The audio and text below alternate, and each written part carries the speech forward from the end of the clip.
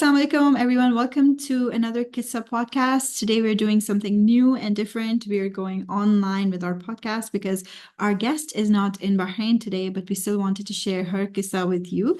So, I'm Saba, and we have Shahmeen with us. And Kissa is a talking women-centric brand. Our podcast aims to highlight inspiring Pakistani women and their achievements in Bahrain, in the GCC, and globally. And our goal is to positively highlight our Pakistani name by celebrating Pakistani women, Pakistani culture, and Pakistani food. So over to you, Shahmeen. Hello, everyone. So today we have with us Sidra Azim. I know Sidra as a teacher. So that's my introduction to her. Ye meri ustad hai. She taught me a few years back tafsir of Quran and Tajweed, and that left a big impression in my life. Sidra has done masters in statistics from Karachi University. Currently, she works in an audit firm, EY, and is a manager in MENA Assurance Operations. She's also worked for a short while in Bahrain. She is a dynamic woman. I think मुझे सिद्रा की जो सबसे अच्छी खूबी ये लगती है कि ये एक बहुत inspirational और motivational mother हैं. So she has 3 beautiful children, and inshallah we will talk to her about it. Welcome, Sidra. Thank you so much for being here. And thank you so much मुझे invite करने का। वालेकुम अस्सलाम, बहुत बहुत शुक्रिया आपका। और आई डोंट नो दैट मुझे क्यों इनविटेशन मिली है कि मैंने ऐसा कुछ भी नहीं किया हुआ है, लेकिन thank you so much for inviting me. नहीं, नॉट एट ऑल। ये आपको लगता है कि आपने कुछ नहीं किया हुआ है। सिद्रा, आप थोड़ा सा बस हमें ये बताएं कि आपका चाइल्डहुड कराची में, पाकिस्तान में गुजरा? जी, मेरा चाइल्डहुड कराची में, पाकिस्तान में गुजरा है। We are 7 brother and sisters, and हमारी बड़ी हैपनिंग सी फैमिली रही है। और हम बहन भाई we are very close with each other, and माशाल्लाह माशाल्लाह हमारी बहुत अच्छी बॉन्डिंग थी। And very young age, I was only just 21 and I got married. And हमारे यहाँ यही होता था कि शादियां जल्दी हो जाया करती थी। तो मेरी 2 बड़ी बहनों की शादियां भी जल्दी हुई हैं। Then I got married very soon, very early. और बहुत अच्छा वक्त गुजरा है, चाइल्डहुड बहुत अच्छा, बहुत हैपनिंग गुजरा है। अभी भी हम याद करते हैं तो बड़ा अच्छा लगता है सोच के। And then you move to Bahrain. आप बहरीन आ गई और यहाँ पर आपने ऑब्वियसली, आपके बच्चे, जब से मैं आपको जानती हूँ आपके बच्चे छोटे थे, तो मगर आपने माशाल्लाह यहाँ पर कुरान की तालीम सीखी, एंड देन आपने उसको, आप उस्ताद बनी और आपने सब सिखाना शुरू किया। इसके बारे में बताएं। जी सॉरी, वो तो काफी आगे की बात है, लेकिन एक्चुअली मेरी जब शादी हुई और मेरे हस्बैंड जो है वो मेरे कजन ही थे, और शादी होकर आई तो हमारी लाइफ कोई बहुत उस वक्त तो बड़ी स्मूथ नहीं थी। मतलब काफी फेलियर्स हमने देखे हैं साथ में। He was a very mature person to dealt with, लेकिन काफी स्ट्रगल चल रहे थे उनकी फाइनेंशियली भी। और जो भी काफी मतलब उनकी पढ़ाई भी कंप्लीट नहीं हुई थी। He was doing ACCA chartered accountant, and और उसके अलावा जो है हम छोटे से घर में रहते थे। और मतलब मेरी भी पढ़ाई कंप्लीट नहीं हुई भी थी। मजे की बात यह है, और क्योंकि मैंने मास्टर्स करी थी स्टैटिस्टिक्स में, तो बस आफ्टर मतलब 1 सेमेस्टर के बाद ही आई गॉट मैरिड। तो उन्होंने मुझसे वादा किया हुआ था कि वो मुझसे आगे पढ़ाई करवाएंगे, क्योंकि एक्चुअली ऑडिटिंग फर्म में जो होता ये है कि दिसंबर जनवरी बिजी सीजन होता है और जुलाई अगस्त जो है वो ऑफ सीजन होता है। तो बस इसकी वजह से हमने शादी हमें जल्दी करनी पड़ी। एनी हाउ हम लोग मैं जब आ गई तो बस फेलियर इस सेंस में मैंने कहा कि मैं अपनी पढ़ाई कंप्लीट करने के लिए जब गई तो I got to know that I got pregnant. And और मुझे डॉक्टर ने बेड रेस्ट बता दिया, और बस उसके बाद मैं पढ़ाई कंप्लीट नहीं कर पाई। समहाउ बहुत ज्यादा तबीयत खराब रहने लगी, मैं सेटल नहीं हो पा रही थी पाकिस्तान में। तो आई आस्क्ड माय हस्बैंड कि मैं नहीं पढ़ सकती, मुझे वापस बुला लें। देन मैं वापस आई तो आई गॉट मिसकैरेज। और उनकी उनकी उन आफ्टर फ्यू डेज मुझे पता चला उनके जो पेपर, उन्होंने जो एग्जाम्स दिए थे वो भी फेल हो गए। फिर हमें पता चलता है कि उनके पास गाड़ी भी नहीं थी, लाइसेंस भी नहीं था। तो पता चलता है कि उनको लाइसेंस भी नहीं मिला। उस जमाने में थोड़ा लाइसेंस मिलना मुश्किल भी होता था। तो मेरी शादी के साथ साथ मेरे हस्बैंड के दोस्तों की शादियां भी साथ में हुई हुई थी। तो बड़े अच्छे हमारे दोस्त सब बन गए थे। लेकिन उनकी सक्सेस भी साथ में चल रही थी और मुझे ऐसा लग रहा था कि हम लोग स्ट्रगल कर रहे हैं। लेकिन उन सब चीजों में अल्लाह ताला किसी ना किसी चीज में हमें आगे बड़ी अच्छी तरबियत करता है, या पता नहीं जो चीजें दिखाता है अल्लाह ताला, उससे हमें मसलिहत। आगे बड़ी चीजें सीखने को मिलती हैं। तो ट्रू। उन चीजों से मुझे मेरी इतनी जबरदस्त तरबियत हुई है।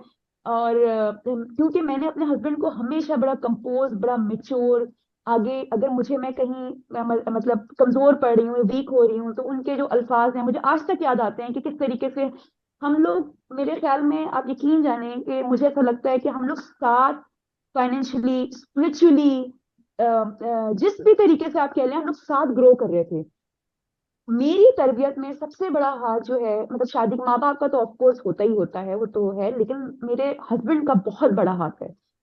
मैं ऐसा नहीं कि वो हर वक्त कुरान की तरबियत और कुरान की तालीम लेते रहते थे, लेकिन वो बहुत एक स्ट्रॉन्ग पर्सनैलिटी थे।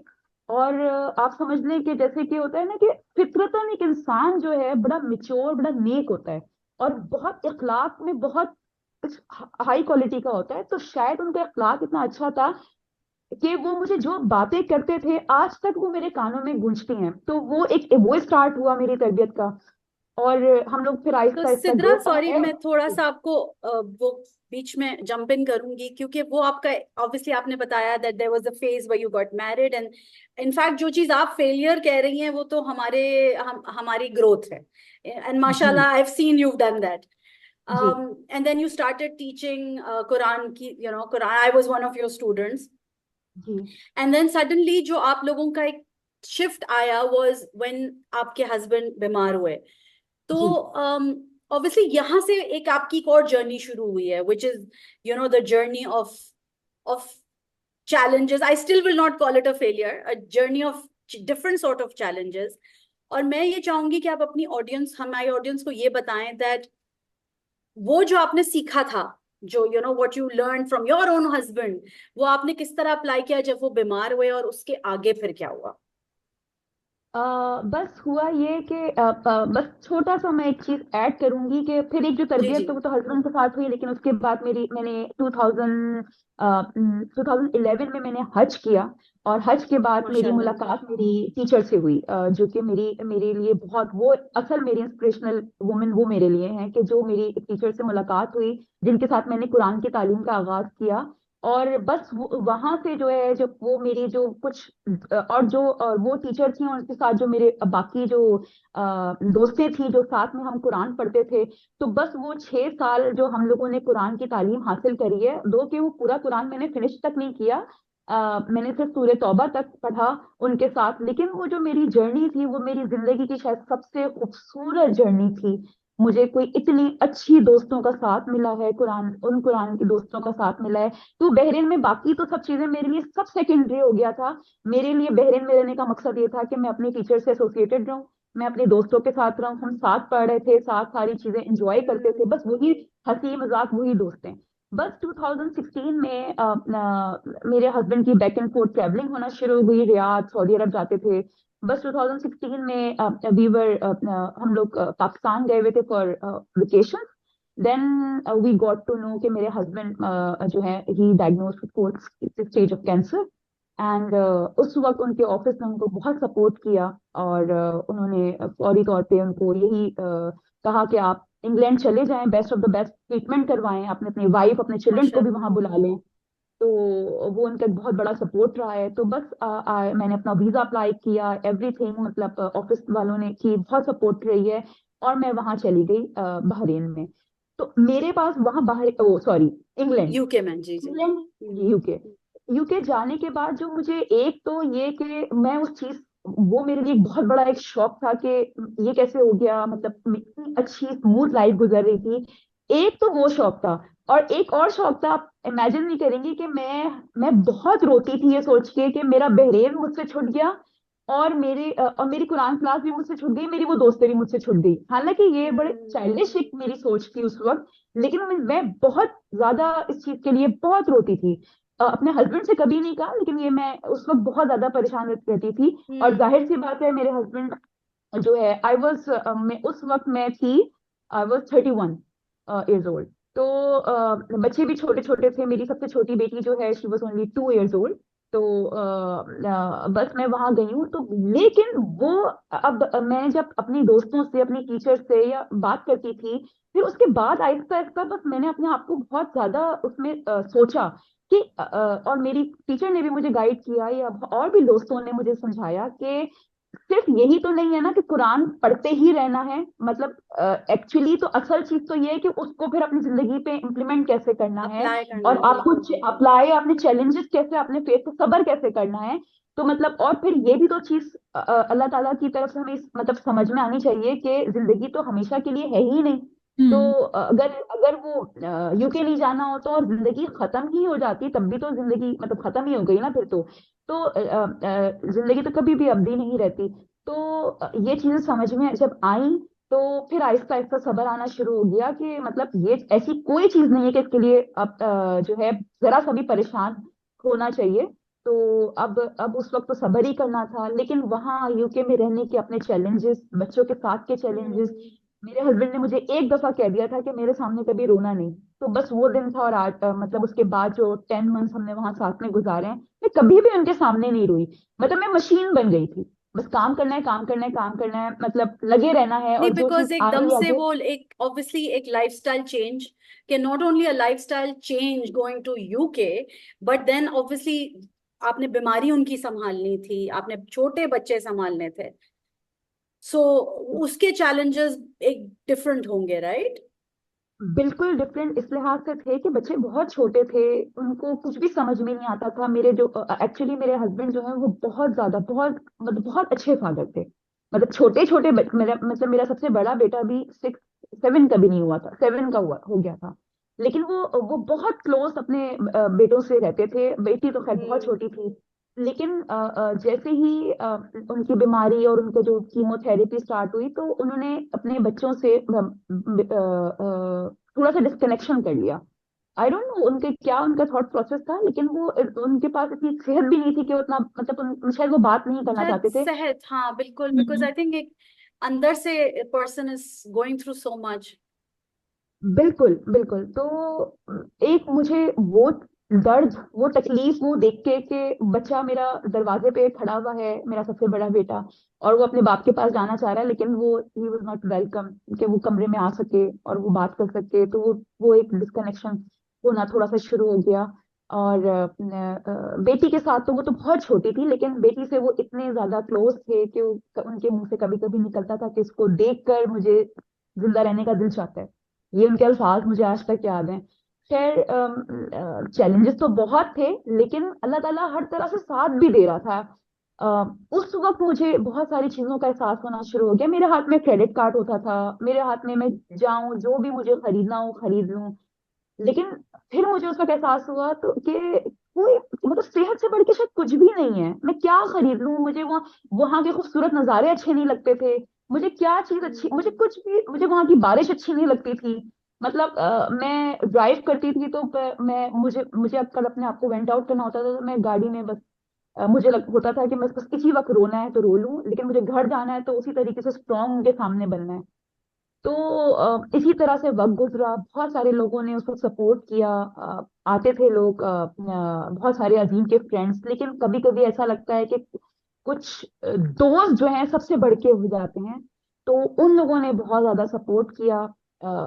मेरे कुरान क्लास के जो दोस्त हैं, वो मुझसे हर वक्त कनेक्टेड रही, मुझसे जुड़ी रही, जितना मुझे जरूरत होती थी उतना मुझसे बात करती थी।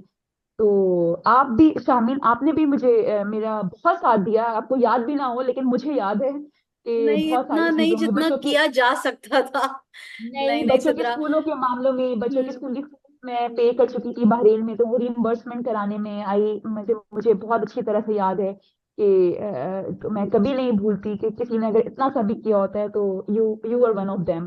थैंक यू तो सिद्रा, तुम्हारा तो it is like for example, even though आपका और मेरा एज डिफरेंस बहुत है, बहुत होगा, but for me you will always be my teacher, my उस्ताद। पता नहीं, वो तो So, बहुत ही but you छोटा want to था। ask?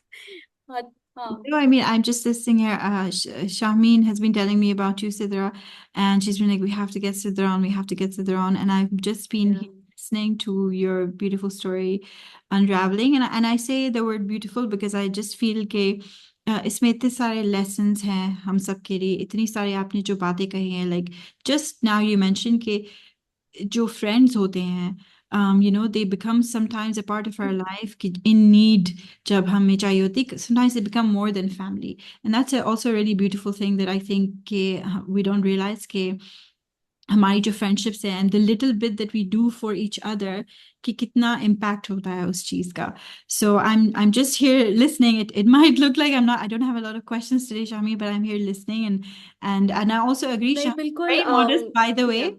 She does a lot for a lot of people, and then she's like, no, no, मैंने कुछ नहीं किया, you know. So No, I think we credit is where credit is so, due. thank you, आप सबका प्यार है. तो Sidra, sorry, I'll take the conversation further. तो अजीम भाई was sick for 8 to 10 months. 10 महीने क्या उनकी बीमारी थी? जी, उनकी 10 मंथ्स उन्होंने मीन्स उन्हें पूरे गुजारे हैं। यस, अगस्त में उनका, जुलाई में डायग्नोस हुआ, अगस्त में शायद, और and then in April 2017, 10th He April passed away.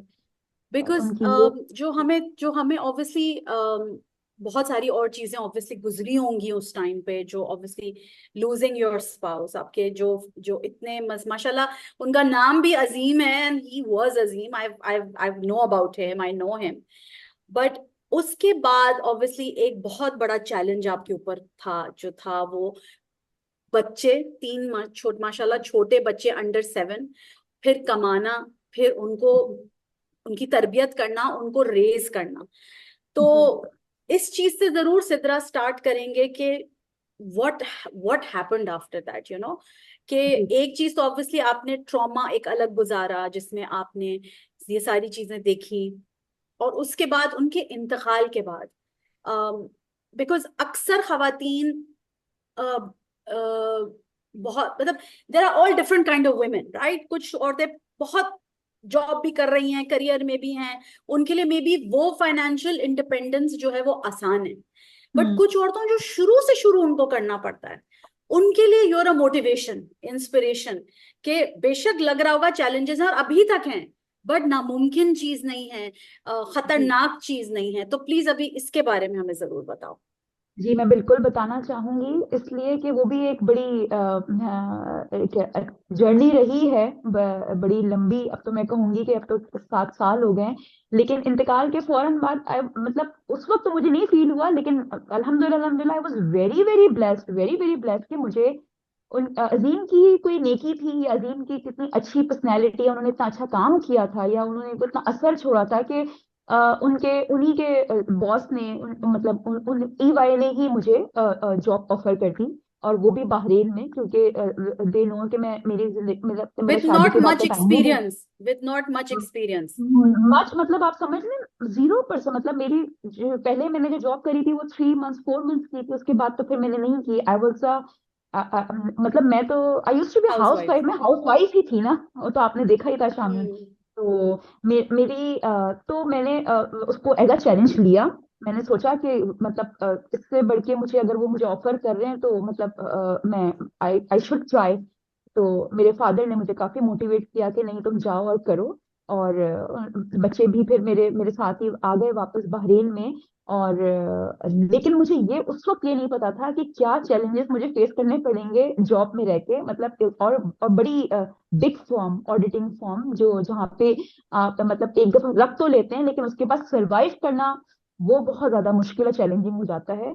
तो वो फिर सबसे बड़ा चैलेंज ये था कि जो मेरे बॉस थे, जितने भी जो थे जिनके साथ मैं डील करना पड़ रहा था, वो मेरे सारे हस्बैंड के दोस्त थे। और अब वो मैं आप समझ रहे हैं कि जब मैं एक भाभी थी, मैं मतलब जो हम लोग दावतों पे मिलते थे, और अब वो मेरे लिए, मैं उनकी एम्प्लॉय बन गई हूँ, जूनियर एम्प्लॉय, वो मेरे बॉस हैं। तो कभी मेरी अच्छी तरह से बातचीत हो रही है, कभी नहीं भी हो रही, कभी मुझे फील हो रहा है कि मेरी इंसल्ट हो रही है। तो मुझे, क्योंकि मुझे मेरा एक्सपीरियंस, मुझे कुछ नहीं आता था, मुझे वाकई कुछ नहीं आता था।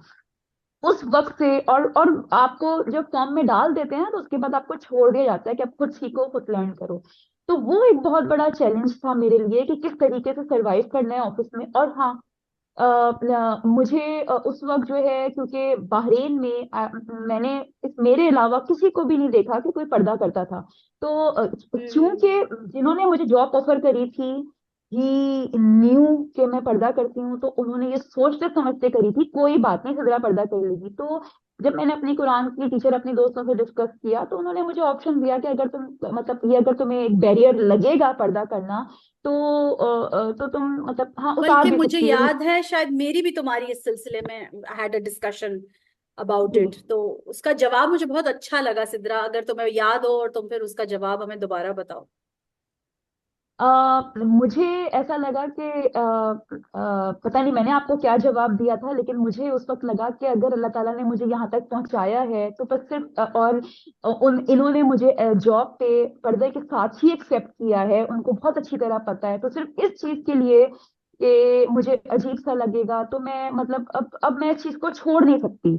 मतलब मुझे मेरे लिए हम्म। एक्सेप्टेबल ही नहीं था, हालांकि मेरे पास ऐसे मतलब बड़ी डिस्कशन के बाद मुझे ये ऑप्शन भी मिला था कि नहीं नहीं मतलब अगर नहीं भी करें तो इट्स ओके। तो लेकिन मैंने इस चीज को बेहतर नहीं समझा और मुझे लगा कि मुझे मुझे करना चाहिए।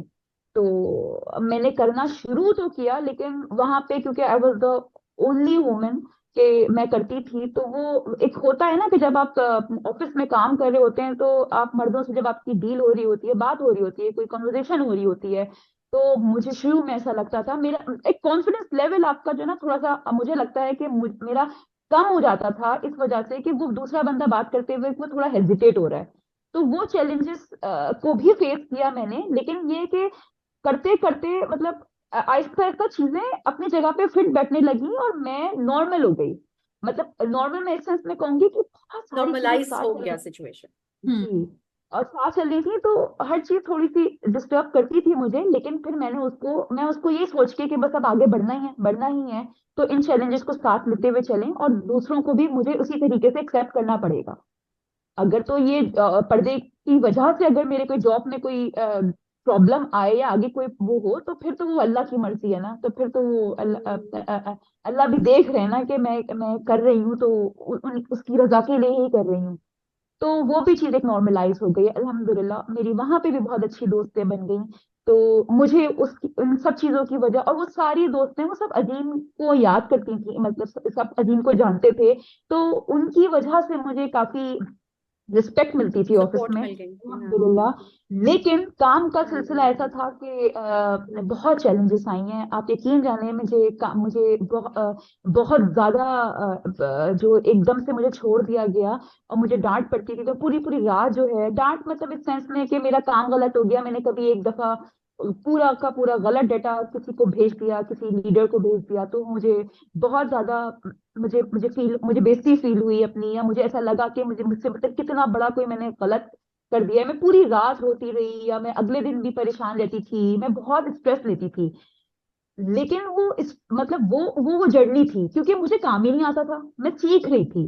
तो और ऑल्सो जल्दी जल्दी सीखने की वो कोशिश एक कर रही आर्ट थी। है मेरे ख्याल से, I think it's an art too, जो आप ऑफिस में करके आए उसको वहां छोड़ के आए, और घर पे अपना जी। दिमाग ना लेकर आए।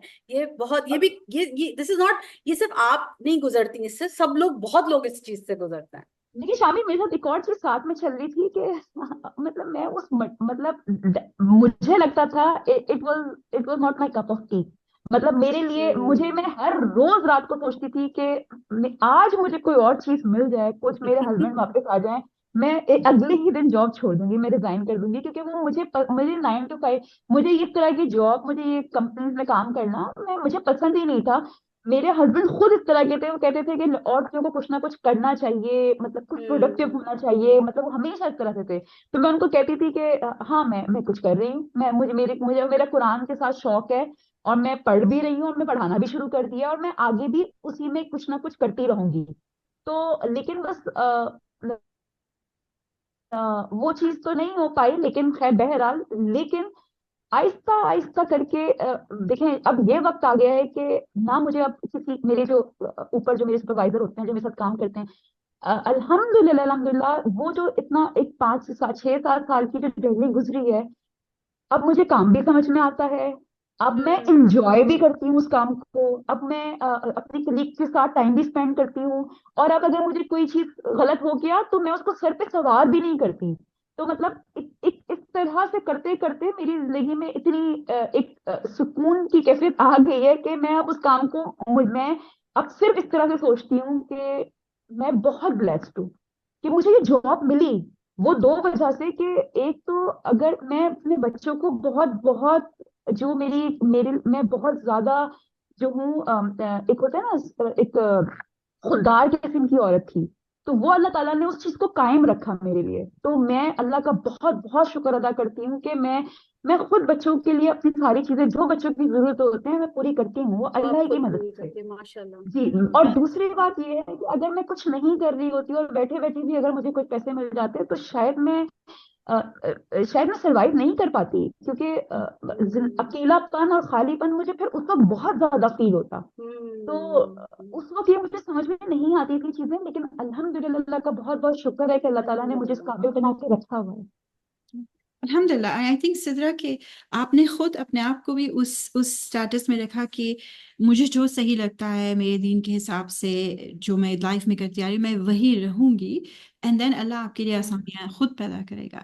तो आई थिंक रेजिलियंस ऐसे ही बनती है कि आप वही करें जो ठीक लगता है। You never go beyond your morals and your ethics and what doesn't seem right to you, and then Allah will help you with the rest of the things. Yes, it's difficult. Yes, I think sabr, we should never like think ke sabr ka matlab ye hota hai कि you do everything and you never cry and you never complain and you never basically just stress about things. That's not really sabr. Sabr is staying in the situation, making it better, being resilient, being yourself at the same time, not compromising on your values. So I really admire, really, I'm in awe just listening to you. So Sidra, you're now living in Pakistan, right? You're not in Bahrain anymore. So tell us about that move to Pakistan. Yes. तो बस उसके बाद मैं 2020 में I think मुझे पता चला कि they want me to relocate, और मुझे कराची ऑफिस में ट्रांसफर इन्होंने करने का सोचा। तो आई वाज नॉट हैप्पी दो, मतलब ये मेरा डिसीजन नहीं था। अगर मुझे कोई कहता तो मैं नहीं रहती, क्योंकि बहरीन वाज मच इजियर। और मतलब और अल्हम्दुलिल्लाह अल्हम्दुलिल्लाह, मतलब ऐसा नहीं है कि मतलब ठीक है यहाँ पे सब आपके रिलेटिव्स हैं, आपके पेरेंट्स हैं, सारी चीजें। लेकिन समटाइम कुछ लोग आपके दिल के इतने करीब होते हैं, क्लोज होते हैं, तो वो बहरीन में अल्हम्दुलिल्लाह वो सारे लोग थे मेरे पास। मेरी इतनी अच्छी दोस्त हैं और इतने अच्छे मेरे मेरे मेरे एक इशारे पे मतलब मैं अगर उनको अपनी परेशानी बताऊं तो वो मेरे लिए अवेलेबल होते थे। दैट वाज समथिंग, मतलब बहुत जबरदस्त चीज थी। लेकिन जब उन्होंने मुझे बताया तो उस वक्त मैंने फैसला किया था कि मैं पीछे पलट के नहीं देखूंगी। और पिछली दफा जब बहरीन से जब मुझे जाना पड़ा था तो पता नहीं, लेकिन इस दफा मैंने सोचा कि अब इस इसको ही अल्लाह की रजा समझूंगी। और मैं खुशी खुशी आऊंगी और पलट के नहीं देखूंगी कि क्या बहरीन में मैं क्या मिस कर रही हूँ और क्या खो रही हूँ। तो जब मैं आई तो तो हाँ। हम्म। जी जी जी। नहीं, सॉरी सॉरी, बोले, आप बोले। वो आई तो उस वक्त बड़े बड़े डिसीजंस मुझे लेने थे, और हम्म। अल्लाह ने किस तरह से मुझे मेरे अंदर वो हिम्मत दी है। बहरीन में तो अकेले रहती थी, लेकिन कराची जैसे शहर में अकेले रहना आसान नहीं था। तो बस मैंने सोचा कि मतलब बच्चों की तरबियत में मुझे किसी के इंटरफेरेंस की मतलब मैं अपनी अलग दुनिया बनाऊंगी। ठीक है, सारे रिश्तेदारों से मुझे मिलना है और सबके साथ वक्त गुजारना है, लेकिन बस मैंने डिसाइड किया कि सेफ जगह पे रहूंगी, लेकिन अपने बच्चों के साथ तो अब आप अलग अलग ही जगह पे रहूंगी। रह रही हैं, और अभी अभी तो आपने बताया कि आप एक पोजीशन पे हैं। अभी आप क्या देखते हो अपना करियर ग्रोथ और बच्चों का? थोड़ा सा बिल्कुल समराइज करके बताओ कि वो कैसे हैं। ऑब्वियसली उनके लिए एक ट्रांजिशन था, they lost a father. How are the children doing? अल्हम्दुलिल्लाह they are doing very well now. लेकिन उनके भी काफी चैलेंजेस आए हैं उनकी पर्सनैलिटी में। मतलब ऑब्वियसली अब मुझे ज्यादा फील होता है कि they need a father, because अब वो अपनी टीनेज में है। माय एल्डर वन इज 15 माशाल्लाह। उसके बाद माशाल्लाह 13 ईयर्स का है। तो बस उनके साथ अब ये भी एक अलग ही एक जर्नी है और एक अलग स्ट्रगल है कि उनके साथ रिलेशनशिप कैसे मेंटेन करना है, उनके साथ दोस्ती कैसे करनी है। तो हर दफा सोचती हूँ कि मैं अब अपना बेटों से एक फ्रेंडशिप का माहौल फ्रेंडशिप कर लूँ ताकि वो उनके साथ अच्छी बातचीत शुरू हो जाए। लेकिन जाहिर है वो बोलते नहीं है, मतलब कभी कभी उनके मुंह से निकल भी जाता है लेकिन नॉर्मली नहीं बोलते। लेकिन आई नो कि एक फादर फिगर या फादर का होना कितना जरूरी है। और बट हमने एक अलग से अपनी दुनिया जो बनाई हुई है, अच्छी है। लड़ते हैं बहन भाई आपस में लड़ते हैं, लेकिन उनको मैं कोशिश करती हूँ कि अच्छे से अच्छी चीजें दूं, अच्छे से अच्छे स्कूल में उनको डलवाऊं और उन पे तवज्जो दूं। लेकिन ऑब्वियसली गलतियां होती हैं, फ्लॉ मतलब मेरे अंदर भी बहुत फ्लॉज हैं और मैं टाइम नहीं दे पाती। और लेकिन एक एक रिलेशनशिप अच्छा मेंटेन करने की कोशिश कर रही हूँ उनके साथ और उनका वो बचपना, ताकि जब बड़े हो तो उनको ये याद रहे कि माँ ने हमारे साथ वक्त गुजारा और अच्छा वक्त गुजारा और हम माशाल्लाह और आपकी और आई थिंक वो लोग उसको, आपकी जो स्ट्रगल है उसको बिल्कुल अप्रिशिएट करेंगे। और बिल्कुल बस मैं थोड़ा सा ये कहना चाहूंगी कि ये चीजें होती हैं जो दूसरों को मोटिवेट करती हैं टू कि यार कुछ भी हो सकता है। लाइफ इज वेरी अनप्रडिक्टेबल, जी। जिंदगी रुकती नहीं है, लाइफ डजंट स्टॉप, बट आपने चलते रहना है और गिव अप नहीं करना है। और सिद्रा आई थिंक वो चीज अभी माशाल्लाह जो आप बात कर रही हैं, एक it's a very different tone जो आप 7-8 साल पहले बात करती थी। दैट्स वाई मुझे ये पता है और मुझे ये फील हुआ है कि आपकी ग्रोथ कितनी हुई है। किसी और को लग रहा होगा strong independent woman, but I have scene कि आपकी टोन तक चेंज हुई है माशाल्लाह, you know. And I am sure ये जर्नी चलती रहेगी। बस अब बिकॉज अब हमारे पास सिर्फ 2-3 मिनट रह गए हैं, तो आई जस्ट सब सब you want to wrap this up, और या कोई मैसेज सिद्रा जो आप देना चाहें औरतों को जो डर जाती हो हालात से, या जो समझती हो कि यार दिस इज द एंड। बस मुझे लगता है शामीन के हर चीज में को जो चीज आपके सामने आ रही है, क्योंकि आपके इख्तियार में तो कुछ भी नहीं है ना, कि जो आप मतलब कर तो रहे हैं, लेकिन अगर कोई चीज अचानक से आपके सामने आती है तो वो हमारे इख्तियार में नहीं है। जो कुछ भी अल्लाह की तरफ से चीज आ रही है उसको जितनी जल्दी एक्सेप्ट कर कर लें कर तो लें। उतना ही अच्छा है। और अगर नहीं भी अंदर से आ रहा है तो मुंह से बोलते रहें कि अल्लाह मैं आपकी रजा पे राजी हूँ, अल्लाह मैं आपकी रजा पे राजी हूँ। उससे बहुत ये ज्यादा कितनी फर्क अच्छी पड़ेगा। खूबसूरत बात है ये। I think that's a beautiful hmm, lesson आपकी स्टोरी से कि जो भी आता है अल्लाह की तरफ से accept it. You don't have to like it, right, but you accept it कि अल्लाह की तरफ से ये, और आगे जाके ये आपके लिए शायद बेहतर होगा। तो क्योंकि हमें तो नहीं पता होता और हम सिर्फ ये कहते हैं कि ये क्यों हो रहा है हमारे साथ, why me, why this. But yes, if we accept it कि हाँ, this is part of life, this is part of my life, ये अल्लाह ने मेरे लिए ये जर्नी लिखी है। So I think it's a beautiful way to look at life, and it's a beautiful way to keep going on and become the strength for yourself and बिल्कुल your children. So thank you very much, Sidra, बिल्कुल। for coming on today and sharing your qissa with us. Thank you Sidra so Beautiful. Much. मतलब बहुत मुझे genuinely बहुत खुशी हुई है तुम्हारा कॉन्फिडेंस देख के। Yes. Thank you so much Shameen for शामी ने हैविंग तो मी। आपकी ग्रोथ देखी है, लेकिन मैंने अभी सिर्फ सुनी है, और मुझे एंड सुन के and I was thinking, oh my gosh, कि आपने कितना कुछ सब्र से बर्दाश्त किया है, and it's not easy, and we really admire what you have done, and we really hope that आपकी स्टोरी से किसी और को भी हौसला मिले, किसी और को भी स्ट्रेंथ मिले। मुझे डेफिनेटली मिली है आज सिर्फ सुनकर यहाँ पर रहकर। तो thank you so much, so Sidra, nice. For today.